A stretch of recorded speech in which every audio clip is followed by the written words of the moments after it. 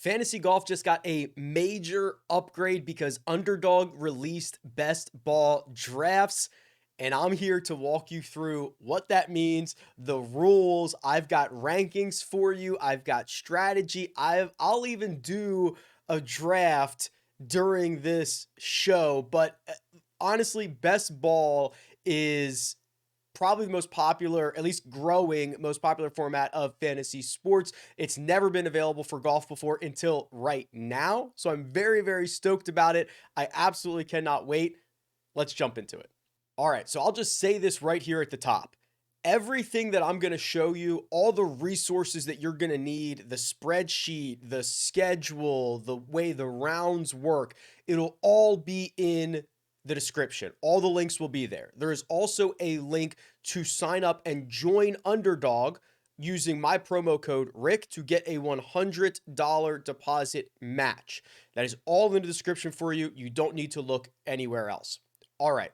What in the world is best ball? Well, here is Underdog, and there are currently 3 different best ball contests that are season long. It's going to run from the Phoenix Open to the Open Championship. There are $10 entries, $3 entry, and a $100 entry. And the way that best ball works is that you are going to draft a team, and that is it. You do not have transactions, no waivers, no trades. You do not even pick your starters. So you have a team of 10 golfers, and every single week, the 6 best scores are automatically applied to your team as starters. Amazing. You don't have to worry about who to sit, who to bench, all that stuff. It's just all about kind of upside, how far you can go, and the points are already, and the starters are already determined for you. So that right there makes it incredible. And then there is just a ton of strategy with this. When you think about, best ball in football, you have to think about schedules later in the year, later in the rounds, who's going to have good matchups, who might break out. And golf is similar, but even more complicated because guys are not playing in the same tournaments, which is why I have this spreadsheet right here. More on this in just a second. I've gone through and have done my best to try to determine who's going to play at what tournaments, assign them a value, and give you great rankings. This has taken me basically a week to do. I've been spending a lot of time on this since the announcement came out. It's taken me basically a week, and I'm going to share it with you. The link is in the description. But before we get to that part, we've got to make sure we understand the rules, because I do think there's going to be a lot of people who are not familiar with this type of format. So we'll focus on the scramble here, which is the $10 version where you can enter up to 150 times. It is $100,000 guaranteed, and there's $10,000 to first place. So as I mentioned, you are drafting a team of 10, and you are drafting it against 5 other people. So every draft is a 6-person draft, 10 draft picks, which means 60 golfers are being taken. Now, the way that the scoring works is based on rounds. So you have to advance out of round 1 to get to round 2, 2 to 3, 3 to 4, 4 to 5, and round 5 is the final 31-person group. This is probably the most confusing part about this, so I'll try to make it as easy as possible. I have a little graphic here that hopefully helps explain what's going to happen. So right out of the chute, when this contest starts at the Phoenix Open, you are going to be put into groups of 6, and the first 6 events are round 1. Phoenix Open, Genesis, Mexico, Cognizant Classic, that's the old Honda Classic, Arnold Palmer Invitational, and the Players Championship, okay? So once those 6 events are over, the 2 teams out of your 6-person group who have scored the most points move on. The other 4 are eliminated. So you need to finish in the top 2 of 6 to get out of round 1. Now here's something critical. When you start round 2, your points reset. Okay, the points do reset, so you now start at 0 again. It's not an accumulation throughout the entire season. Round 2, and every round, your points do reset. So in round 2, you're bumped up to a 10-person group. Okay. And this is only 4 events: Valspar, Houston Open, Valero, Texas Open, and the Masters. The top 3 out of those 10 move on, and the bottom 7 out of 10 are eliminated. And along the way here, there are payouts, right? So it's not like you have to go all the way to the end to get these payouts. You'll see that when you look at the prize pool, finishing 3,700th is $10, and finishing 1,116th is 15. I'm assuming these are how many people like getting through each round. I'm assuming getting through round 1, you're guaranteed at least $10. I'm assuming getting through round 2 is 15, et cetera, et cetera. And then you're trying to get as many of your entries as far as possible, obviously. So when you get to round 3, it's back to a 6-person group, only 4 events, and this one you gotta win. Number 1 moves on only. The other 5 are eliminated. Round 4, 6-person group, 4 tournaments.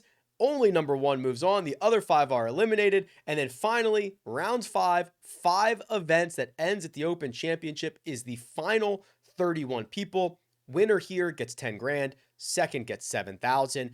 31st. So if you finish last in round 5, you get $500. Okay. So I know that's a lot. If you want to rewind, that's fine. Go back, whatever. This is where best ball golf diverges from football best ball. Obviously, barring injuries or whatever, every team is going to play every single game, and every player is likely going to play every single game. That is not even remotely the case in golf. And there are 23 tournaments that are included in this entire season of best ball, but you need to make sure that you are drafting guys who are going to play a lot, guys that are going to play in round 1 so that you can advance, guys that have value in rounds 2, 3, 4, 5 in case you get that far, right? Because there's a lot of future value here. There's a ton of strategy that can be implemented into this, which I'm about to walk you through in just a second, but I cannot just describe how different this is than fantasy football. I should also note for this that the scoring system is fantasy points. It's Underdog's fantasy point system. So, 4 points for a birdie, 10 for an eagle. You lose 1.2 for a bogey. You lose 3 for a double bogey, right? So that is that's the scoring system that you're going to want to look with here. So let's reveal these rankings because there's a lot to talk through. There is a lot that we need to consider, and there's a lot that I have already considered, and I'm hoping that you'll be able to find value in this. So I have ranked the top 136 golfers, I believe, for 2024 best ball. Now, you're only going to need to draft 60 of these guys, so this is a little bit of overkill. And the other thing to consider is, this is a starting point. I'm doing a lot of educated guessing and guessing in general. We are not privy to who is going to play every single event. But what I did do is I went through the tedious task of grabbing everybody who is eligible and qualified for the signature events, everyone who is eligible and qualified for the major championships. And I was going through the individual tournaments, and I actually got a little bit of help on this. So I got help from, on Twitter, his name is JH4 Doe Media, who helped me kind of fill in the gaps on some of these other tournaments. And basically what has been generated here is if a golfer is qualified for an event, or they are the past champion, or they have committed to the event, or they played it last year, it is essentially considered a strong case they will play it this year. Okay. It's not going to be perfect. Trust me. It's not, guys, this is a completely different schedule from last year. Everything's different. There's going to be some guys who take off events that we didn't think, and guys that play events that we never considered. But this is a pretty good guideline, especially based on the events that qualification matters, which are the signature events and the major championships. So let me show you what I mean by that. These are all the events that are in Underdog's season long. It's 23 events. Now, 6 out of 23 are signature events. You have had to have qualified for these last year, or a handful of guys qualify kind of like every few weeks to get into these. But there's 50 guys who are already in each one of these signature events. They don't need to qualify anymore. A lot of those guys overlap into the major championships, the guys who are already in for majors. Now, a lot of this major criteria happens a lot later than the time that I'm posting this. So that is a very loose and wild calculation that I've done. But that's 4 more events that qualify as major championships. And then a lot of those guys that are in majors and a lot of guys that are in signature events are also going to be qualified for the Players' Championship. So that is 11 of 23 events that are either the signature events, the major championships, or the Players. Those are like your big boys. But that means that 12 of these events, including half of the events in round 1, 3 out of 4 of the events in round 2, are non-signature events, non-majors, non-players, and they might be weaker fields. So this is the balance that we're trying to go through here. You know, if you get to round 3, it's almost certainly going to be a bunch of the big boys. It's 2 signature events, it's a major championship, and it's the CJ Cup at Byron Nelson, which has gotten a pretty decent field in the past, that event in general. But getting through rounds 1 and 2 might require you to invest in some guys that are not superstars, or at least have them on your roster in terms of volume. So, all that being said, without boggling too many brains, what I've tried to do is create a calculation and a sheet that does a good job of balancing all of this. A way to look at golfers who are going to play a lot, golfers that when they play very well, and golfers that have a lot of value throughout the course of this contest. So, this spreadsheet starts out pretty simply. How many fantasy points do they score per start? What percentage of that, what percentile do they usually finish in? Their strokes gained metrics, what tournaments they're in. I'm gonna hide these. I'll hide these columns just for ease of use. And then I've got it broken down here by number of projected starts, possible starts, and then how those spread out over the course of the rounds. So the way that this looks, and I'll get myself out of the way here, is Scotty Scheffler out of 23 events is I believe likely to play about 14 of them. Now 4 come in round 1, so he's likely to play 4 out of 6. 2 of them come in round 2. 4 come in round 3, and then he kind of tails off a little bit where I think he might only play 1 time in round 5. Now you'll also note, I know I'm making a lot of caveats here, but this is a very complicated situation that we have going on. I will also note there's not a lot of information on round 5 yet. Round 5 is the Open Championship, which we know who's likely to be qualified there. With the Travelers, that's a signature event, so we know who's in there. But these 3 events here, Rocket Mortgage, John Deere, Scottish Open, are kind of crapshoots right now. So you're not going to see a lot of guys with a ton of round 5 potential starts, because I just couldn't really commit to that. But if you get to that point, like, great, good on you. You would have needed to have a lot of these guys who are playing well anyway. But that's, again, kind of a whole nother story. So then what I did was I took a couple of these valuable items, which are how many points they're going to score, what percentile of that, what's their actual strokes gained. I'm using all of these weighted metrics. How many starts are they going to make compared to the rest of their peers? Where do those starts come? And just mashed up a calculation to assign a value to every single golfer. I wanted to rank them, but I wanted to say, hey, Scotty Scheffler is head and shoulders above Rory McIlroy, which he is. Scotty Scheffler is an 11.1, the best score that I have. Rory McIlroy is a 9.4. You'll see here, the guys in 3, 4, and 5 are almost identical.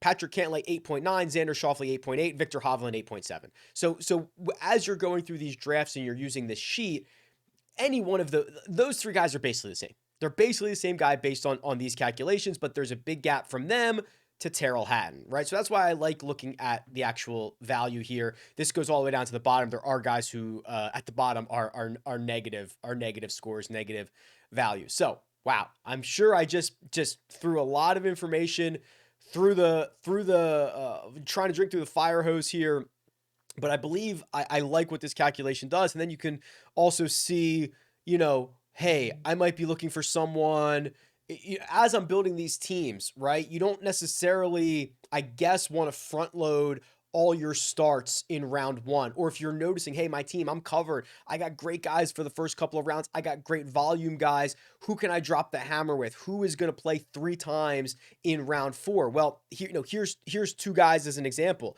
Both of them score exactly the same, 6.4. Justin Rose and Adrian Moronk. Moronk gets a pretty big score here, believe it or not. I have Justin Rose probably playing 3 times in round 4. I have Adrian Moronk playing once. Now, a lot can change, but like that would be a deciding factor. So I'm probably going to use this spreadsheet very, very heavily in my drafts. I'm going to load it into Underdog, which I'll show you in a second, and then we will use it to draft. And I'll keep the spreadsheet handy so I know who's close, who's not, and all that fun stuff. If you want this spreadsheet, please do not click share and ask for request or whatever. Like, do not request for access. I've already made this easy enough. Just go down to the tab here at the bottom. It says right click me. Right click on that tab. It'll pop up and say copy to. As long as you are logged into a Google account, you can copy this into your own Google Drive and then you own it. You can make any adjustments to it. You can sort it. I don't care what you do to it. But that is how you do it. You do not need to ask for access from me. I will not grant it to you because I don't want you screwing it up for everybody else. So just copy it to your own Google Drive and do whatever the heck you want with it. I cannot stress enough that I think scheduling is going to be the biggest edge here. It's not an exact science, but getting it right, I think, goes a long way. And so having rankings is going to be critical, and having your rankings take into account future value and scheduling will determine winners. Okay, I'm going to take these rankings now and I'm going to load them in to Underdog.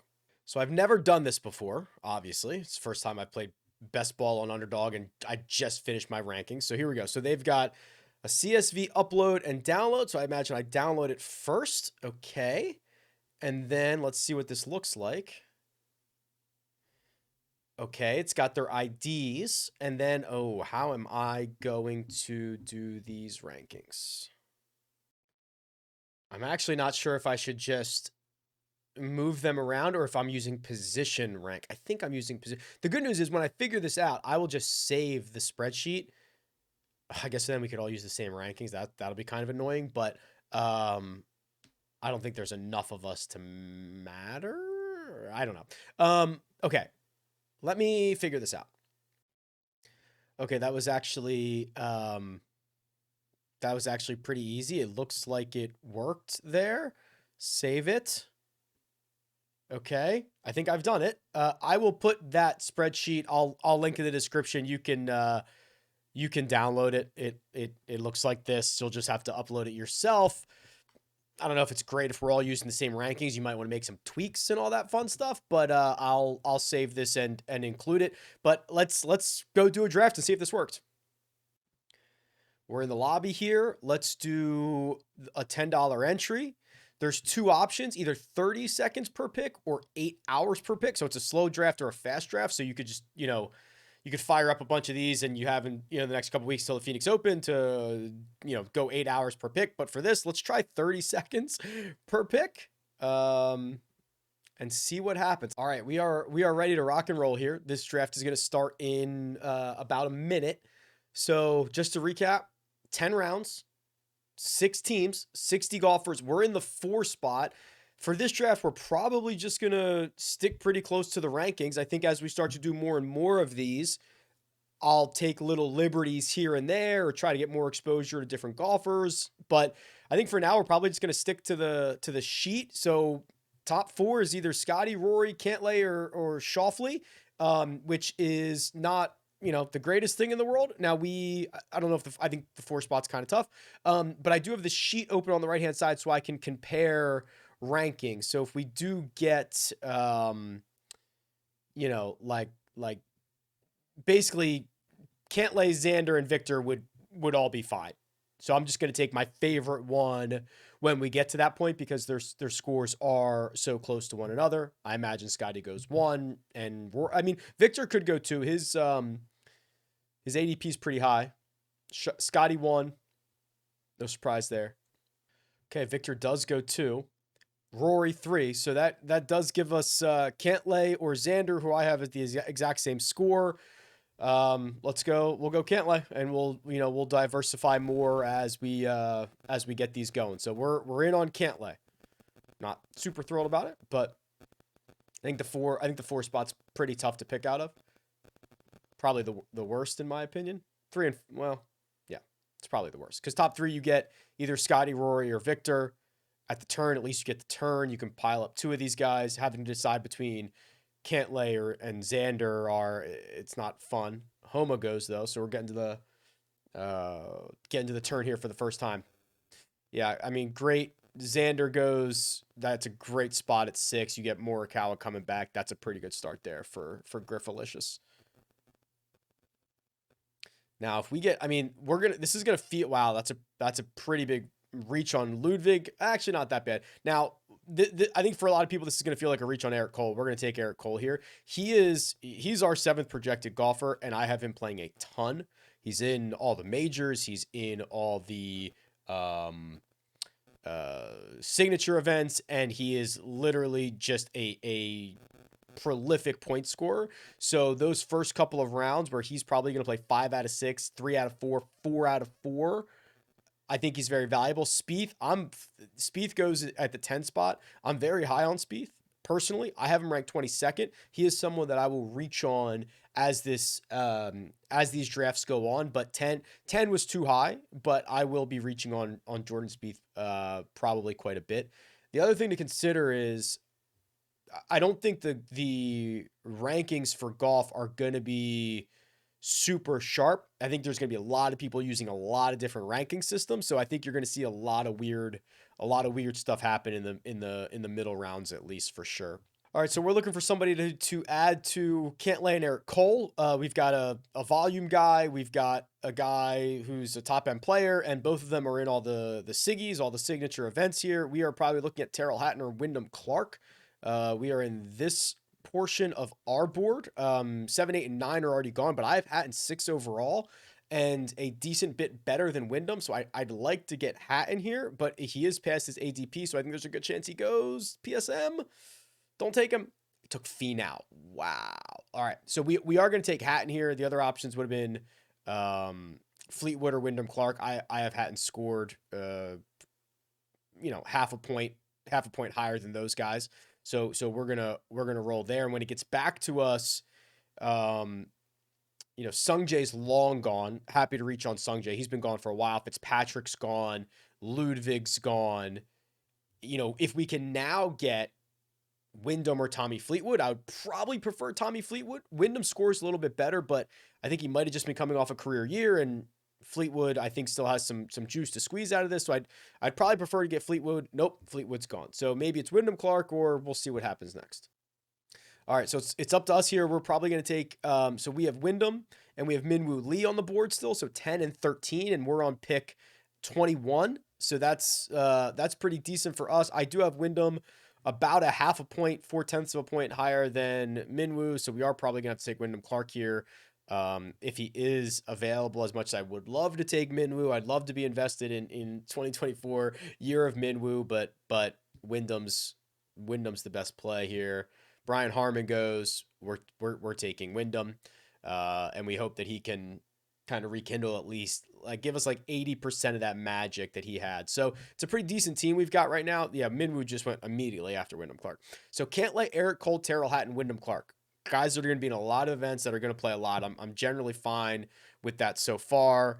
Just kind of looking at some of the later round stuff. It's a bunch of guys who I think are going to play 3 times. The guy we probably want to avoid at some point here is Adam Scott, who I just think we're not going to be able to drop the hammer on with late in the year, I presume. All right, so coming back to us here a little bit, we still have Benny on the board, who's our 16th ranked golfer. Got a real big boost at the end of 2023. He's got an elite skill set and scores very well.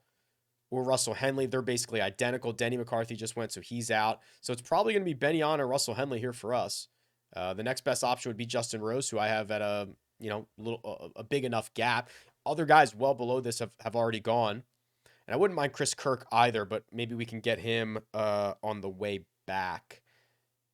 We'll kind of see how this shakes out. I don't love grabbing Moronk Day or Adam Scott, so I'd love to get so there's Henley. So we'll see what PSM does, but Benny on Chris Kirk is probably our best case scenario here. Okay, so we could do Rose or Benny on. It's kind of sick, but we're gonna go Ben on. I mean, I've got him graded higher. And then when this gets back to us in the 6th round, which is in 4 more picks, I'm going to hope Chris Kirk is still there. I'm not sure that's the case. His ADP is 39, and that slot's 33. So depending on what rankings everybody's using, he might still be. I mean, Corey Connors is still on the board. He's 28th in the ADP. We're on pick 29 right now, but I have him lower than that. Wow, Zalatoris went. Okay, I was wondering when Zalatoris was going to go 29. I had him way lower than that. Maybe I shouldn't. I mean, I guess if Rose is still there, we probably have to take him. I don't know though, because Kirk just won. That increases his value a lot. Keegan goes. That's a good one. All right. Well, I mean, we'll take Chris Kirk if he's here. So we'll diverge a little bit from our rankings. If Kirk goes, we'll take Rose. So we'll get one of those two guys. Okay, Poston went. So we're going to just go a little bit off and take Chris Kirk. And now we're kind of getting into some pretty interesting spots here. Not all these guys, or a lot of these guys are not in the signature events. I think Adam Hadwin is. He would be pretty interesting. Sepp Straka just went. I still have Justin Rose. I have Rose at 21. And we are at pick 35. But his ADP is 48. So that's what I mean when there are a lot of different ranking systems and projections and things like that people are going to be using. And you're going to see some really weird stuff. And it might even be by you. So we're looking at Cantlay, Eric Cole, Terrell Hatton, Wyndham Clark, Benny on. Feels weird taking him there. Chris Kirk. And then maybe, I honestly think it's probably going to be Justin Rose based on his ADP, unless anybody is extremely high on him. Because it's going to be pick 40, his ADP's 48. I guess they don't have to be extremely high. They've got to be a round early.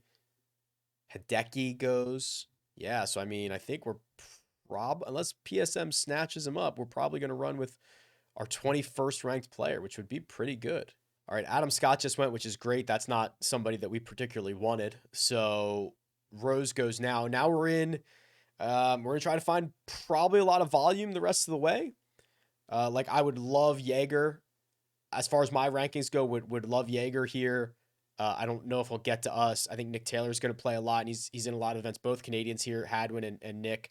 Bo Hostler had a good, really good fall, so I wouldn't mind that. Adam Schenk is actually, so when I was running some of these numbers, Adam Schenk, oh, there he goes. Yeah, that's a good pick. So Griff I think is pretty sharp. I've seen him in these before. When Svensson Schenk is probably going to be one of the most undervalued golfers here. He's in all the signature events. He's in like a lot of stuff. Plays a ton. Kurt Kitayama goes. So I was looking to get Jaeger. Moronk is very, very volatile here. I've got Jaeger at 29th in my ranks, and he's going to probably play a ton. He makes a ton of cuts. At the time of me doing this video, he's got like the 4th longest cut streak on the PGA Tour. So I think I'm going to be able to get a guy who piles up a bunch of points, even if he doesn't finish very highly. So happy to get Jaeger there. Would have also liked, like I said, Schenk, but I was probably coming to Schenk in the next round.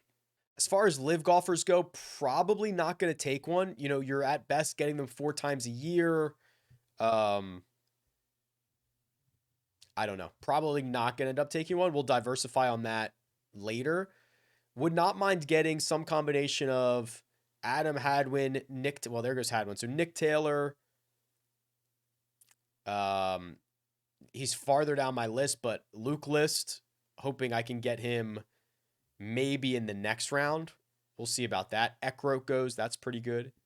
But I think if we can get Nick Taylor, I've got Nick Taylor at 37, probably play about 16 times and play a lot early. I mean, he's going to play a lot, I think. If we could end this draft with Nick Taylor and Luke List, I'd be thrilled. That's Rye. So we've got to fade a Nick Taylor pick here. He's getting much closer to his. All right, that was Harris English. So we're gonna take Nick Taylor, and then we are gonna try to get Luke List in 57, which his ADP is 56.5. So we're right on it.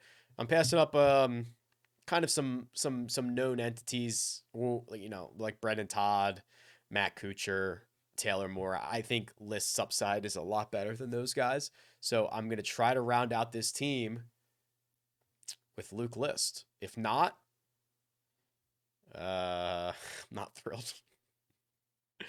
I don't know where I would go. All right, we're going to get him. So we'll get List here, and that'll be our team. So we got Cantlay. Let's see. Cantlay, Eric Cole, Terrell Hatton, Wyndham Clark, Benny On, Chris Kirk, Justin Rose, Steven Yeager, Nick Taylor, Luke List. I'm pretty happy with that. As mentioned, we'll continue to diversify a lot in the next 100 drafts. I'll do a lot of live drafting on the live chats Wednesday, 3 p.m. Eastern time each week. I'll put content in my email newsletter, rickrungood.com/newsletter. I'll put the rankings and everything that you learned about today in the link in the description. And of course, use the link to go sign up for Underdog. Deposit, get your $100 deposit match. The code, if you need one, is Rick. Helps me, helps you, helps everybody. And this is a really, really good format. So I want to continue to support Underdog on this one. All right, guys, that'll do it. Best of luck. I'll talk to you soon.